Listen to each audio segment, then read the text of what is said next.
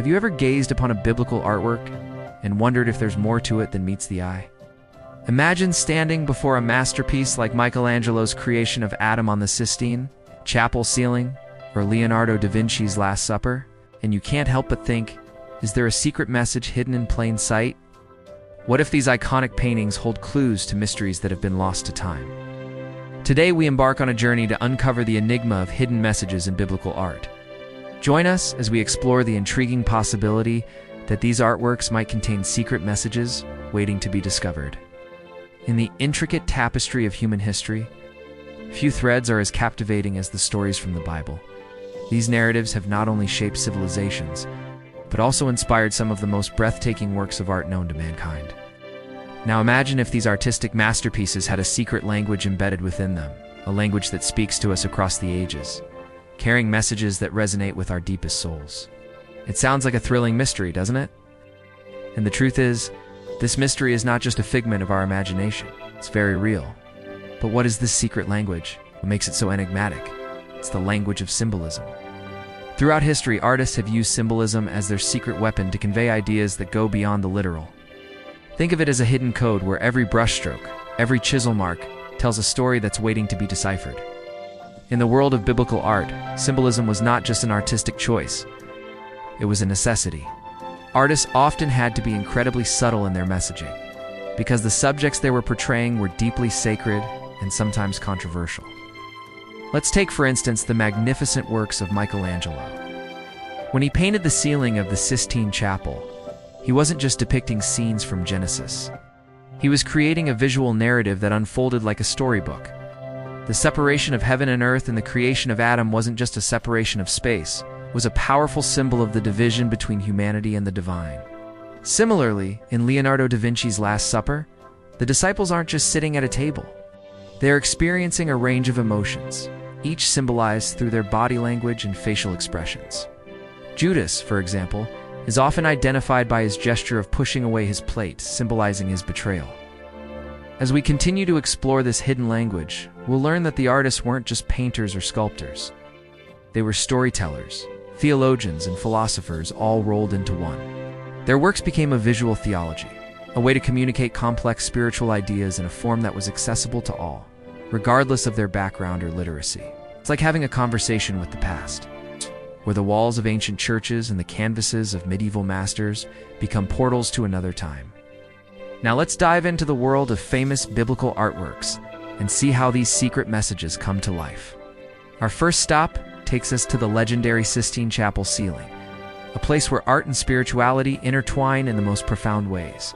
Created by the genius mind of Michelangelo, this magnificent work of art isn't just visually stunning, it's a treasure trove of symbolism.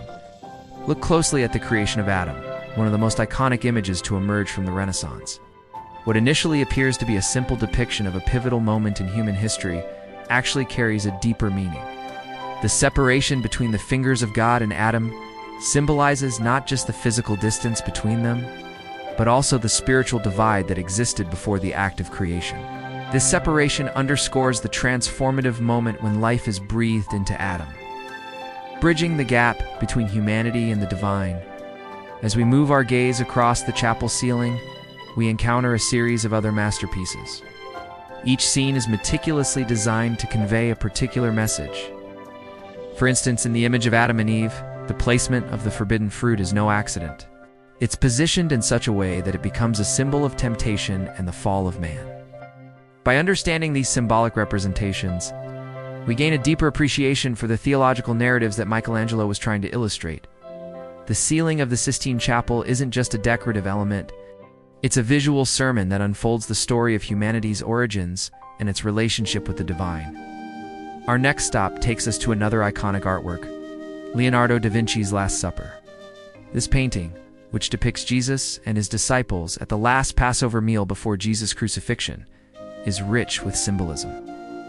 Da Vinci masterfully uses the gestures and body language of the disciples to communicate their individual reactions to Jesus. It's an announcement that one of them will betray him. For instance, the disciple closest to Jesus, often identified as John, places his hand on Jesus' arm, symbolizing his unwavering devotion and perhaps a hint of confusion or disbelief. On the other end of the table, Judas, the disciple who betrayed Jesus, is shown reaching for a bag of money, a symbolic representation of his greed and treachery. The dramatic use of light and shadow adds another layer of meaning to the painting. The spotlight on Jesus draws our attention to his solemn expression, emphasizing his importance in the scene. The play of light and dark, however, also creates a sense of mystery and drama, heightening the emotional impact of the artwork. As we continue to decode these masterpieces, it's essential to remember the context in which they were created. The Middle Ages and the Renaissance were periods when art wasn't just a means of entertainment. It was a tool for communication, education, and most importantly, the spread of religious teachings. Imagine a time when mass printing was unheard of and handwritten books were rare. In a society where the majority of people were illiterate, art became the bridge that carried spiritual messages across the vast landscape of Europe. The frescoes, adorning the walls of churches, weren't just pretty pictures. They were visual sermons that narrated biblical stories, making them accessible to a wide audience. For many, these artworks were their primary source of exposure to Scripture. As you stand before a medieval painting depicting the life of Christ or the Virgin Mary, consider the impact it would have had on those who saw it for the first time. It's like stepping into a different world where faith was expressed in the grandest of spectacles. The power of art to inspire, educate, and transform lives during these periods cannot be overstated. It was a force that transcended social boundaries, allowing common folk to connect with profound religious concepts simply by observing a beautifully crafted artwork.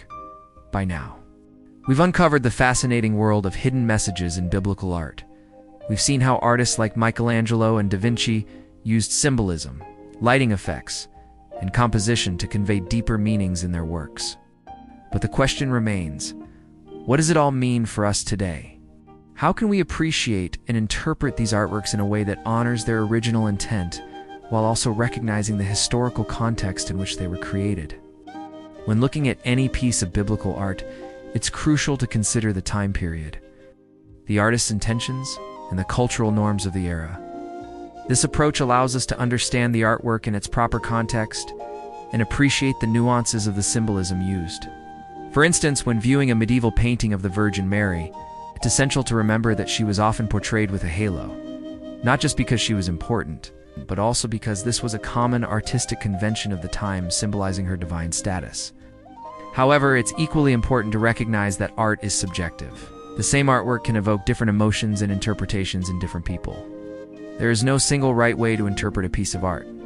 Your personal connection to it, your background, and your own beliefs all play a role in shaping your perspective. As you contemplate these masterpieces, ask yourself what the artwork makes you feel. Does it evoke a sense of awe, wonder, or even controversy? How does it challenge or reinforce your own beliefs? Remember, there is no wrong response when engaging with art. Your emotional reaction is a valid starting point for interpretation. As we bring our exploration of hidden messages in biblical art to a close, it's important to note that this legacy continues to thrive in contemporary times. Modern artists continue to be inspired by biblical narratives, finding innovative ways to incorporate symbolism, metaphor, and allegory into their work. From paintings and sculptures to films and digital art, the spirit of Michelangelo and Da Vinci lives on.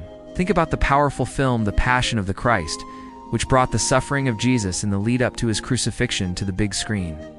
Or the haunting sculptures of Romanian artist Constantin Brancusi, which depict biblical figures in a minimalist and thought-provoking way.